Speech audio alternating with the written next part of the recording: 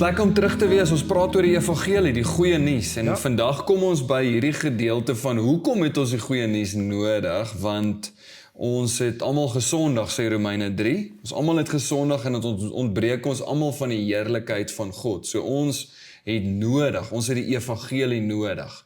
Dit wat Christus kom doen het jy laasweek gesê, dit is volbring. So ons het dit nodig.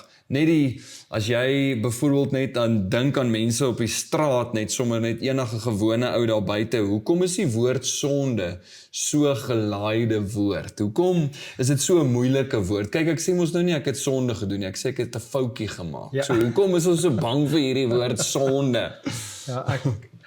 Sonde het ook soveel implikasies, sonde kan jou hel toestuur, maar 'n foutjie gaan jy kan net vergewe word. jy gaan net so tik op jou vingers kry. Ek dink dis die rede, ek dink as ons daai woord hoor, Romeine 6 vers 23, die loon van die sonde is die dood. So dis 'n ding wat verskriklik swaar op 'n ou se skouers kan rus. Ek dink persoonlik, Roan, ons konsentreer heeltemal te veel op die eerste gedeelte van daai vers, want die tweede gedeelte van daai vers sê, maar die genadegawe van God in Christus is die ewige lewe. En dis weer eens terug na evangelie, die goeie nuus, dis hoekom ons dit nodig het. Die goeie nuus, Ja, so ons gesels 'n bietjie oor sonde vandag en voor ons kom by Genesis 3, wat eintlik vir ons, ek meen die Bybel begin sommer met, jy weet die verloop van wat sonde doen, die sonde val, praat ons van wat dit doen aan ons, maar wat beteken hierdie woord sonde? Wat's definisie, praat net bietjie oor dit. Wel ek kon nie lekker die Griekse woord, evangelion, hierdie woordjie sonde is die Griekse woordjie hamartia, en dit het die idee van 'n pyl en boog kompetisie, wat ouens na 'n teiken toe skiet of na 'n doel toe skiet, en as jy dan hy doel mis of hy teiken mis, dan skree die ouens hamartia, jy het jou doel gemis. So dit sal die grootste definisie wees van sonde, is nie noodwendig wat jy doen nie, maar die feit dat jy jou doel in God mis. Ja, eintlik heeltemal anders. Ek dink aan sonde, ek kan nou 'n klomp goeters lys. Jy weet, jy het egbreek gepleeg, jy weet, jy kan vinnig deur 'n klomp goed, jy is jaloers, iemand anders se goed en wat ook al, jy het gesteel. So sonde, daai is eintlik die uitwerking, die uitvloeisel, die vrug. En Paulus praat in Galasiërs 5 vers 19 van die vrug van sonde. So dis amper wanneer jy jou doel mis, die vrug van daai gemiste doel is dat jy al hierdie goeders begin doen en betrokke raak in dit. So sonde het die geneigtheid om nie net, jy weet, ons dink die duiwel wil jou vang deur om sonde een keer te doen. Dis seker sy eerste stryk. Maar ek dink die groot stryk wat agter dit sit is dat hy jou wil beheer. Hy wil later hê dat jy hierdie ding wat jy dalk een keer gedoen het, moet jou begin definieer. Ek dink dis sy grootste doel, is dat dit is nie net uiteindelik vir hom, vir die vyand iets wat jy moet een keer doen nie. En dit begin so, natuurlik begin dit as iets wat jy een keer gedoen het, maar laat dit eintlik wil jou vasvang in, laat dit jou begin definieer. Jy's nou nie net meer iemand wat gelieg het nie, jy's 'n leienaar. Jy's nou nie iemand wat gesteel het nie, jy's 'n dief. Jy weet, en jy begin daai identiteit, dis dalk nou ekstreme voorbeelde, maar jy begin dit te glo oor jouself. Dit word eintlik jou identiteit. Maar as ek nou dink aan die eerste reaksie van Adam en Eva, God gee vir hulle opdrag, en hulle is ongehoorsaam, en die eerste ding wat hulle beleef is hulle voel skuldig. Hulle beleef goeters wat hulle nog nooit voorheen beleef het nie. Nou ek kan dink as jy nog nooit skuldig gevoel het nie, wat so oorweldigende ervaring moes dit gewees het, en dan beleef hulle hierdie skaamte, hierdie verskriklike, nou ek kan dink as jy onder die beheer is van daai definisie wat jy nou net gegee het, jy weet, ek is nie nou net iemand wat jok om myself vinnig uit 'n situasie uit te kry nie, want jy weet, as ek nie nou jok nie, ek is nou ewe skielik, ek is 'n jokker, of ek is 'n leienaar. Ek kan dink mense wil dit begin wegsteek, nê? Jy wil dit in die donker hou. Dit laat my nou dink aan 'n teks in Spreuke 28 vers 13 wat sê, die mens wat sy sonde toesmeer sal nie suksesvol wees nie. En al wat dit eintlik sê is jy bly voor te leef in daai verwronge leen van 'n identiteit. Dit is nie wie jy werklik is. So jy gaan nooit suksesvol wees nie. En dis nie wat die Here van jou vir jou beplan nie. Ja. En die Here wil vir ons meer doen as net dit. So ek dink ons 'n bose kringloop. Jy doen iets verkeerd. Jy voel skaam daaroor. Dan begin jy dit te glo oor jouself. Jy leef dan volgens daai identiteit en omdat jy dan nou dit is, dan begin hy weer. So jy doen iets verkeerd, jy voel skaam daaroor. Jy trek dit aan na jouself toe, die identiteit en dan doen jy dit weer, oor en oor en oor. So die groot vraag, ek dink dis die $1 million question. Ek dink ons kan ryk word as ons die antwoord kry van hoe hou jy op sonde doen?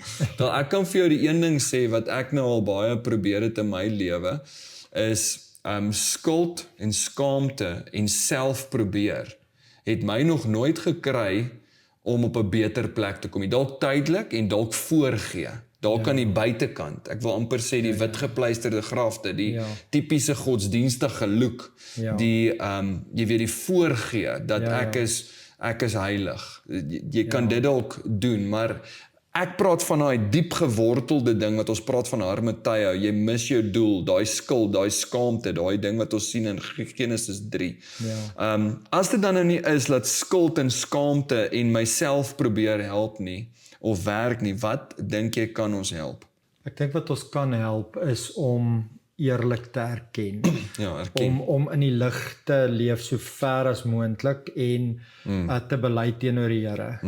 1 Johannes 1 vers 9 sê, as jy jou sonde bely, God is getrou en regverdig om jou te vergewe.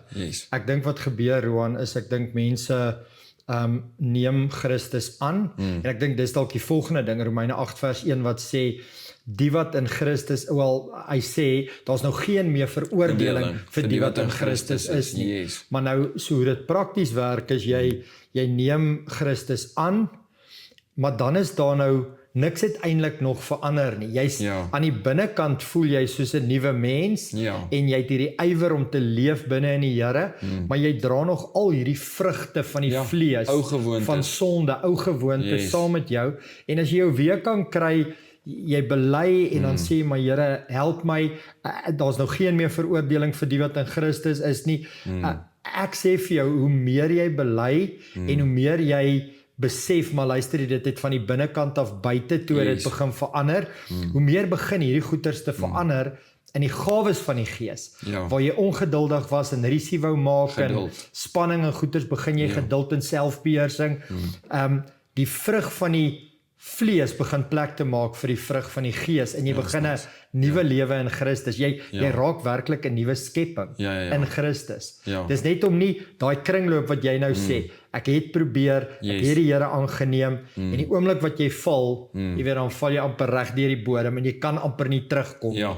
Jy het net nodig om die heeltyd terug te gaan na die Here toe, want hy nooi jou uit om terug te gaan. Ja, verseker, ek dink, ek het mos nou daar in die Kalahari groot geword, so die evangelie volgens die Kalahari het altyd so gegaan, hulle het gepraat van beeste met bosluise, dis nou maar hoe ons daar op die plaas verstaan het hoe werk sonde, is beeste met bosluise, maar dis 'n ou geëikte storieetjie wat sê dat jy kan nie die vlooie of die bosluise gaan aftrek van die bees of jy dip hom, en as jy hom dip, dan val die bosluise ook nie dadelik af nie, hulle val een vir een af, soos wat daai gif nou daai bees oortrek, maar ek dink dit is dieselfde met ons om in Christus by inpas praat ons baie daaroor, ons praat van, hy is die wingerdstok, ons is die lote, en as ons in hom bly, dra ons baie vrug. En dis om, ek wil amper, ek weet nou nie of wat verkeerd is nie, Paul, maar om te sê, weet jy wat, met my ou gewoontes, vrymoedigheid te hê, om na die Here toe te gaan, dis nie as gevolg van my werk nie, as gevolg van dit wat hy gedoen het, kan ek met vrymoedigheid na hom toe gaan, en soos wat ek in hom bly, maak dit plek, soos wat jy sê, vir nuwe vrug, om voor te spruit, van binne af, buite toe, en nie net, ek dink nie ons wil 'n gemeente wees, waar ons mense aan die buitekant verander nie. Maar dit is kortstondige verandering, presies dit wat jy gesê het. Wel, ek goeie voorstel, ons moet onsself gereeld in God gaan dip, hoor. Verseker. Want dis daai wat die nuwe identiteit, die nuwe realiteit vorm in ons lewe in Christus. Kom ek bid vir ons. Here, dankie dat ons met vrymoedigheid na u genade troon toe kan kom, Here. Dankie, Here, dat ons almal het gesondig, het ontbreek ons almal van die heerlikheid van God, maar dankie vir u genade. Dankie dat ons in Christus nuut gemaak kan word, Here. Dat die ou dinge is verby en kyk, alles het nuut geword, Here. Here, soos wat ons nader aan u kom, Here, dat ons fokus altyd sal wees ons verhouding met u, nie sonde nie, maar dat ons fokus sal wees, Here, ons ingesteldheid sal wees op ons verhouding met u, dat ons altyd vrymoedigheid sal hê, Here, om tyd te spandeer met u, en as ons oë uitvee, Here, daai bosluise afgeval, het daai ou vrotvrugte verdwyn, het 'n ou gewoontes van ontslaag geraak, en Here, het ons intussen 'n nuwe skepsel geword, Here, nuwe mens. Help ons, Here, om hierdie nuwe identiteit vanuit dit te bely en vanuit dit te leef in Jesus naam. Amen. Amen. Totsiens, tot volgende keer.